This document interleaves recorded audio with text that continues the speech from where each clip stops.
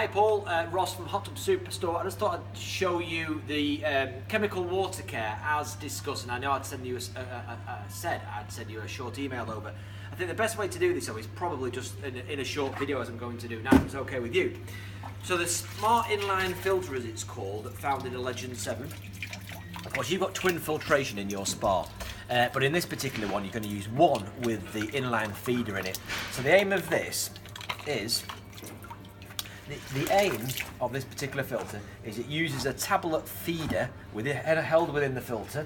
Just putting that on there, and then you load that up with bromine tablets. You can then adjust the actual level. Now that's got a lot of sort of holes exposed there. The more holes that are exposed there, the higher the feed rate of the bromine into the water. But what essentially happens here is the tablets that are in the bromine filter will slowly distribute bromine into the water. So that takes care of your day-to-day bromine maintenance level. So if you never use the spa, it would constantly feed bromine into the water to keep it safe.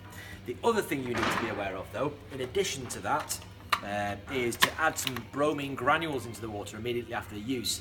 The approximate rule of thumb there is a half teaspoon per person straight away when you get out, or certainly within the hour of getting out. And the reason you do that is all the bacteria on your body, once you've been in the water, that's left in the water of course. You need to offset use by putting a small half teaspoon of bromine straight into the water. So just to recap, the bromine tablet system takes care of the gradual and continual top-up of bromine in the water, whereas the small amount you add after use offsets literally the use of you being in the spa.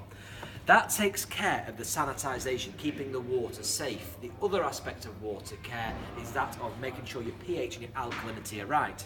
Now, your pH and alkalinity are both all to do with making sure that the water is in line with your eyes and your skin. And the recommendation I've given you on the email, of course, is for the digital pH reader. That takes care, particularly of the pH. It gives you an accurate numerical reading, and it's a little bit more accurate than the test strips. You've got to calibrate it when you get it, but that's nice and easy to do. There's instructions on the actual pH reader, and they're really good once you're set up.